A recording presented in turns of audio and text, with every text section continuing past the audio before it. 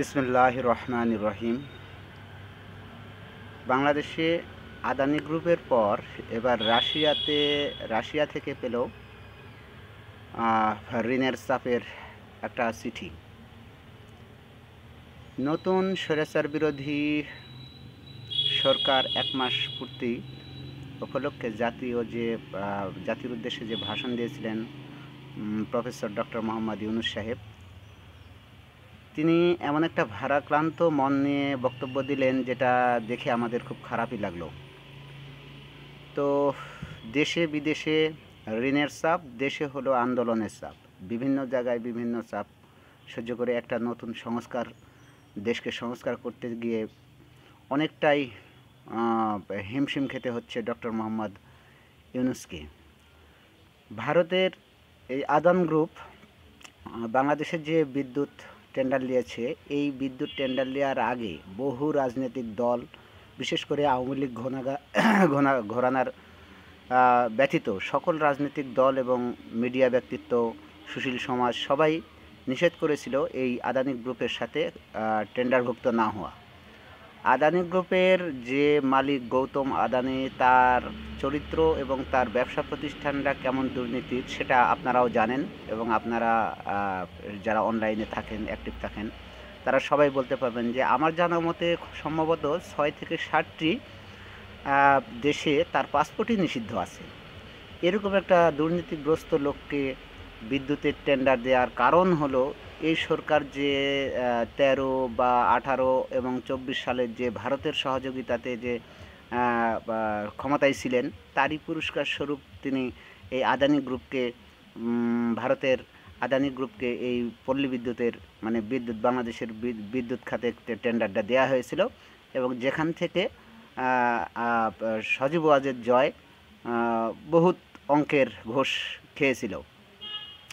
তো এত আলোচনার পরেও এই ব্যক্তিকে টেন্ডার দেওয়ার বা এই প্রতিষ্ঠানকে টেন্ডার দেওয়ার কারণ একটাই ছিল, সেটা হলো কি মহা উন্নয়নের নামে লুটপাট করার জন্য এই কাজটা করা হয়েছিল। বর্তমানে তারা বাংলাদেশ সরকারের উপদেষ্টাকে ঋণের জন্য, মানে তাদের সুদের জন্য চাপ দিয়েছে। তা আমরা যারা দেশবাসী আছি, তারপরে গতকাল আমি আবার মিডিয়াতে দেখলাম যে রাশিয়া থেকে একটা চিঠি এসেছে যে বাংলাদেশ সরকার প্রধানের যে তার সুদ সহ সামনে 15 তারিখ পর্যন্ত তাদেরকে একটা সময় দেওয়া হয়েছে যে তার সুদ পরিশোধ করতে হবে।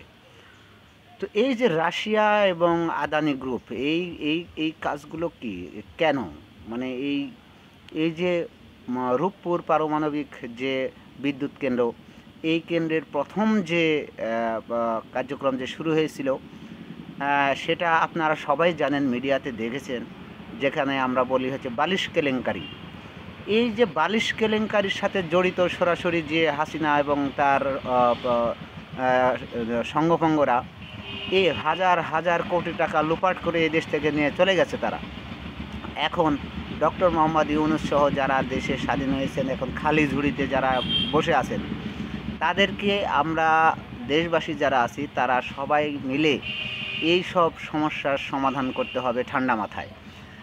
এবং এই আদানি গ্রুপ এবং রাশিয়া, এরা বিগত 24 সালেও আপনারা দেখেছেন যে এই অবৈধ নির্বাচন, শেখ হাসিনার দিনের ভোট রাতে নেওয়ার নির্বাচন, এই নির্বাচনে সর্বপ্রথম যে সমর্থন দিয়েছিল সেটা হলো রাশিয়ার পররাষ্ট্রমন্ত্রী। 24 সালে তার ভোটের পরের দিন যে বিবৃতিটা দিয়েছিল আপনারা সবাই অনলাইনে দেখে নেবেন। তো আমি যেটা মনে করি সেটা হলো হচ্ছে এই মহা দুর্নীতিতে লুটপাট করেছে রাশিয়া, তাদেরকে সহযোগিতা করেছে।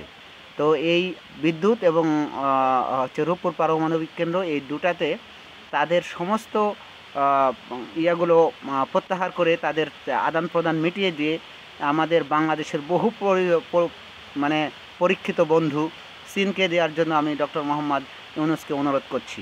আরেকটা বিষয় হলো যে পদ্মা সেতুতে নির্মাণে আপনার হলো 32,000 কোটি টাকা, তার মধ্যে হচ্ছে দরবেশ বাবা মানে সালমানের রহমানের ঋণই হচ্ছে 36,000 কোটি টাকা। পলক সাহেব খেয়েছেন হচ্ছে 40,000 কোটি টাকা। জয় ও টিউলিপ সরকার রূপপুর পারমাণবিক বিদ্যুৎ কেন্দ্র থেকে নিয়েছে 58 কোটি টাকা। 5800 কোটি টাকা তারা লুপাট করেছে। এস আলম ইসলামী ব্যাংক থেকে নিয়েছে 50,000 কোটি টাকা। এত উন্নয়ন এখন আমরা দেশে কোথায় রাখবো? আওয়ামী লীগের ভাইয়েরা যারা উন্নয়ন করে লাফাচ্ছিলেন, তাদের আজ উন্নয়ন গেল কোথায়? সুতরাং আমাদের এই কথাটা খেয়াল রাখতে হবে এবং ধৈর্য এবং সাহসিকতার সাথে আস্তে ধীরে এইসব পরিস্থিতি মোকাবেলা করতে হবে। আমি ডক্টর মোহাম্মদ ইউনূস স্যারকে বলবো, আপনি অনেক বিচক্ষণ মানুষ, আপনি এদের থেকে এই দেশকে মুক্ত করবেন এবং অর্থনৈতিকভাবে আস্তে ধীরে করে এদের থেকে, রাশিয়া একটা স্বৈরাচার দেশ, রাশিয়ার সাথে কোনো চুক্তি করা যাবে না, ইন্ডিয়ার সাথে কোনো চুক্তি করা যাবে না। আমাদের দেশ চীন হচ্ছে আমাদের পরীক্ষিত বন্ধু, আমরা তাদের দিয়ে কাজ করাতে চাই। আমরা অচিরেই রাশিয়ার এই রূপপুর পারমাণবিক এই কার্যক্রম বন্ধ করতে চাই আমরা, তাই এবং এই যদি কার্যক্রম চালাতে হয় সেটা চীনকে দিতে হবে অবশ্যই। তো সবাইকে আমি ধন্যবাদ জানিয়ে সবাইকে, বাংলাদেশের সকল নাগরিককে ডক্টর মোহাম্মদ ইউনূসকে সহযোগিতা করার জন্য উদাত্ত আহ্বান জানাচ্ছি। আসসালামু আলাইকুম ওয়া রাহমাতুল্লাহি ওয়া বারাকাতুহু।